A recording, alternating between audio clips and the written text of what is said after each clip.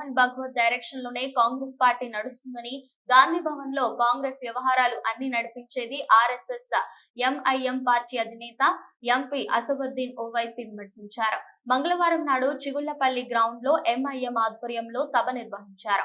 ఈ సందర్భంగా అసదుద్దీన్ మాట్లాడుతూ, రేవంత్ రెడ్డి బతికే ఉన్నంత వరకు ఆర్ఎస్ఎస్ తోని ఉంటారని, ఆయనను కాంగ్రెస్ లోకి పంపింది ఆ సంస్థని పేర్కొన్నారు.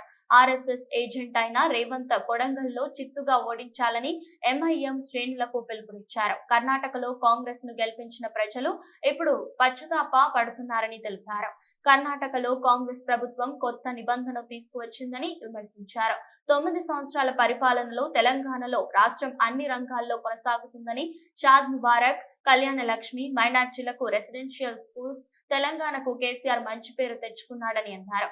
ఈ కార్యక్రమంలో మత పెద్దలు, ఎండి రఫీ, ముస్లిం సోదరులు, భారీ ఎత్తున ముస్లిం సోదరులు పాల్గొన్నారు. फलस्तीनियों पर जुल्म हो रहा है, उसकी हम तमाम को मजम्मत करने की ज़रूरत है। आज फ़लस्तीन में पिछले 1 महीने से हम देख रहे हैं कि 10,000 से ज़्यादा लोगों को, फ़लस्तीनियों को इज़राइल ने उनको क़त्ल कर दिया, उनको ख़त्म कर दिया। आज गाज़ा में 7,000 बच्चों की मौत हो चुकी है। आज गाज़ा में करीब 3,000 के करीब ख़वातीन को ज़ालिम इज़राइल ने उनको ख़त्म कर दिया। आज गाज़ा में मेरे अज़ीज़ दोस्तों और बुज़ुर्गों, अभी कहा गया कि जलसे के बाद ताम का इंतज़ाम है, मगर मेरे भाई आज गाज़ा में उनके पास पीने को पानी नहीं है, खाने को खाना नहीं है, अस्पतालों में बिजली नहीं है, अस्पतालों में बेहोश करने की दवा नहीं है ताकि वो ज़ख्मियों का इलाज कर सके। 10,000 बिल्डिंग्स को बर्बाद कर दिया। अफसोस इस बात का है मेरे अज़ीज़ दोस्तों कि जो बिल्डिंगें बर्बाद इज़राइल, ज़ालिम इज़राइल ने किया, उन मासूम फ़लस्तीनियों के पास वो मशीनरी भी नहीं है जिससे वो बिल्डिंग के मलबे को हटा सके। उनको ये भी मैसर नहीं हो रहा है कि अपने मरने वालों की लाशों को लेकर वो क़ब्रिस्तान में दफन कर सके।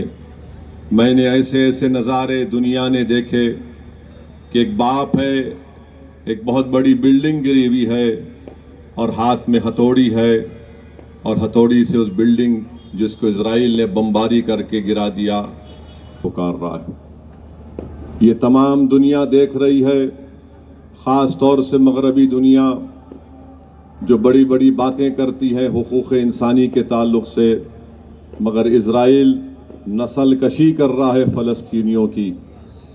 बेंयामिन नेतन्याहू एक वार क्रिमिनल है, एक जालिम है। बेंयामिन नेतन्याहू हिटलर की तारीख को दोहरा रहा है।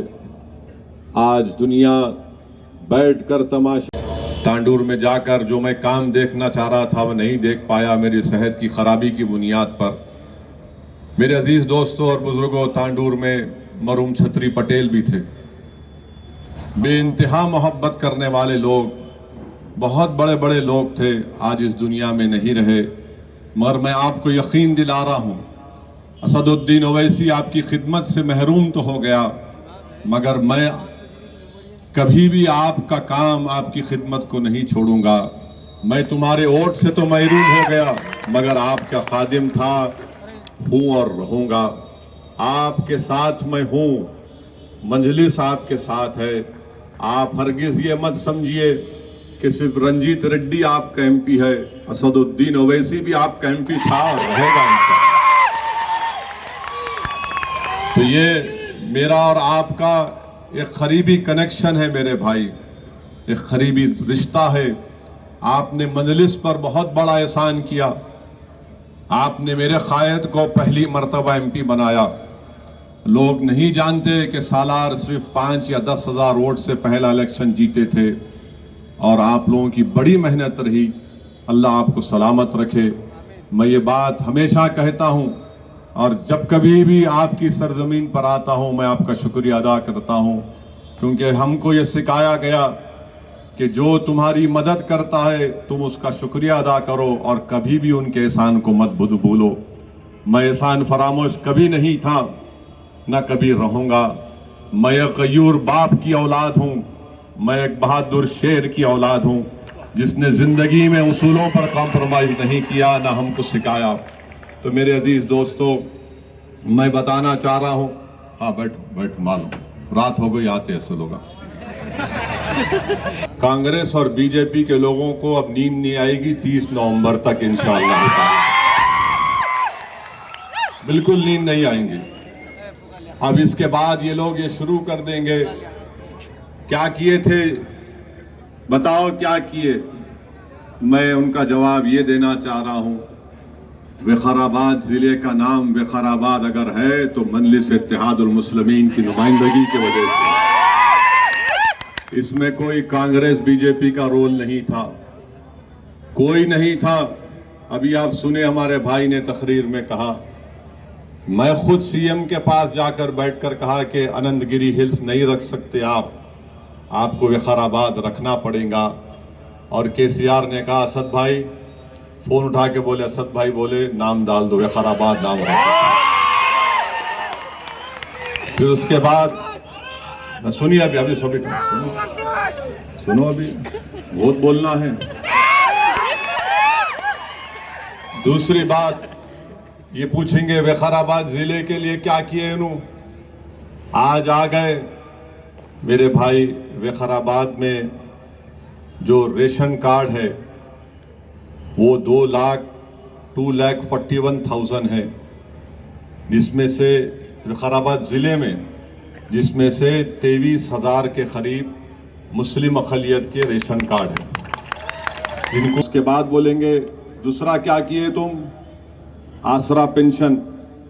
विकाराबाद ज़िले में 1,12,402 लोगों को आसरा पेंशन मिलता, 50,404 बेवाओं को मिलता, उसमें से 8,615 मुस्लिम अक़लियत को आसरा पेंशन मिलता।